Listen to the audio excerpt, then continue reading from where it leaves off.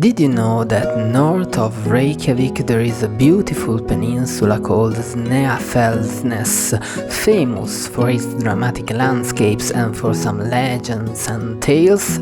Okay, but before we talk about it, let me introduce myself. Hi, I'm Lawrence and I'm here to tell you many stories around the world from my human point of view. Before starting, help me to grow this project, snap me a like and subscribe. Okay, back to us. After the last bad day of rain and snow around the south coast, finally the weather cleared up again. At 8 am I was waiting for my bus in front of the hotel and I was slowly freezing. Fortunately, in less than a minute my bus arrived and we headed to the beautiful Snæfellsnes Peninsula. As you will see, it's a very beautiful area with many points of interest, and I will tell you right away that it will be difficult to show you all of it in a video and of course travel it all in one day, but I'll do my best. So let's start slow. Our first stop was at the Gerduberg Cliffs, an impressive basalt barrier that perfectly satisfied my craving for perfect shapes, hexagons to be precise. They seem to be handmade, but they are perfect natural. We saw them similar also in the beautiful black sand beach of Reykjavík. The process of formation is not so simple. It's enough to know that it is due to the lava that cooled very fast and shrunk. This kind of behavior causes cracks in the rocks at a precise angle and voila.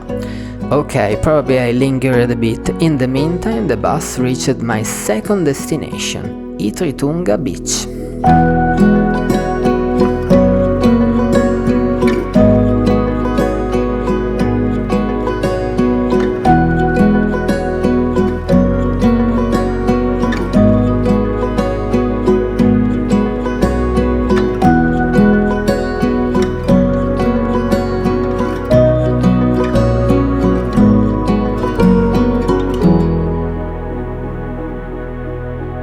This was a beautiful beach famous for its lazy seals enjoying life. Yes, look at them.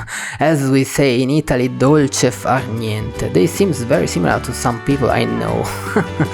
Never mind, back on the bus we didn't delay in reaching the beautiful little church of Budakirkja, a small black wooden church lost in the lava fields. It's very beautiful. Think that it was built several times and the first version was erected in 1703 and then one of the most beautiful places I visited that day.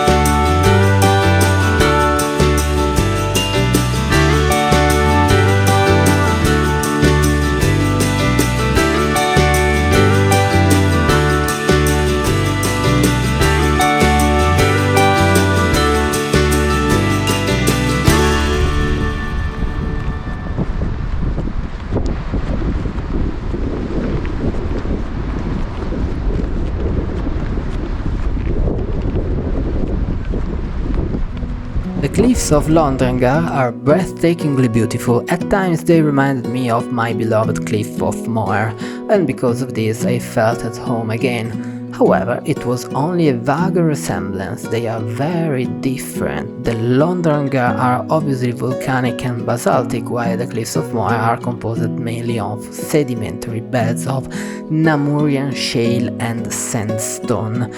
The view that took away all my words, however, was here, the one of the rocky castle as the Icelanders call it. I don't know, but I had a strange feeling. For me, that was the castle of the fairy court with the king, the fairy queen, the elves, knights, I don't know, it couldn't be any other way.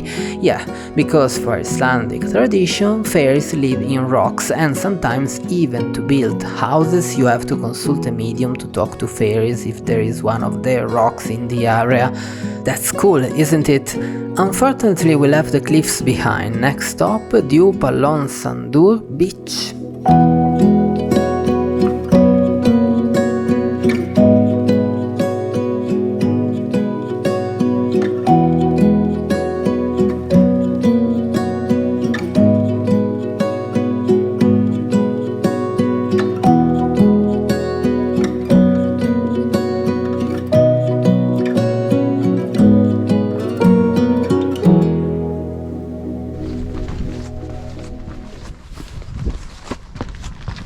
arched rocks protruded from the ground like dragon teeth, almost heralding a natural spectacle of epicness.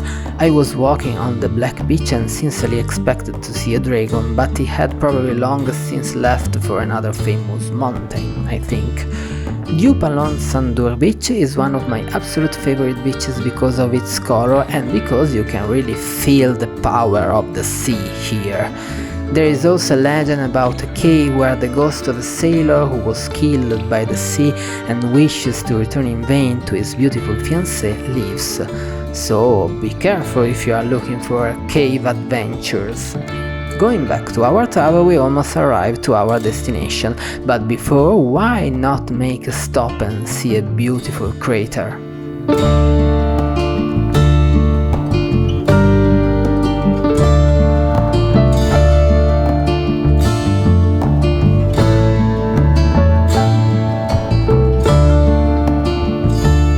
From the top of my volcano I was looking at the horizon silhouetted beyond the magnificent lava fields, but the day was still long and there was a very famous and special place in our plans.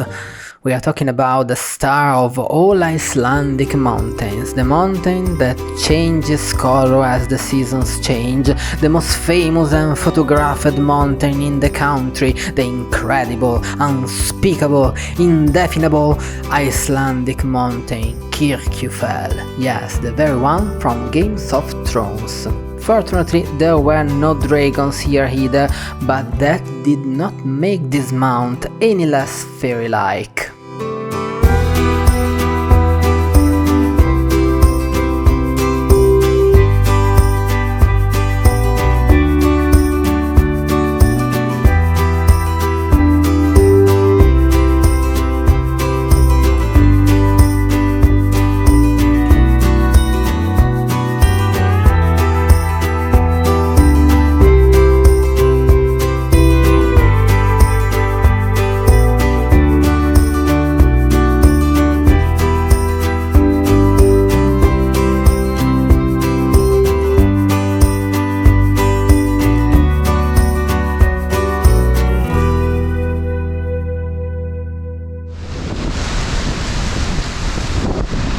Kirkjufell mountain is a Nunatak mountain produced between two glaciers during the last ice age, which is why it has this flattened appearance.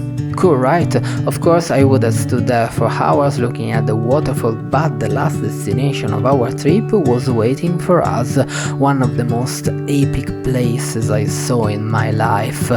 Berserkjærhavn, a 400-year-old lava field famous for the legend of the two Swedish berserkers of the Eyrbyggja saga.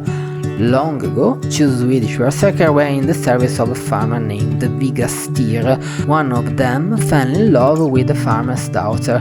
The man would consent to the union only if the two berserkers dug a road through this lava field, a task, he thought, impossible.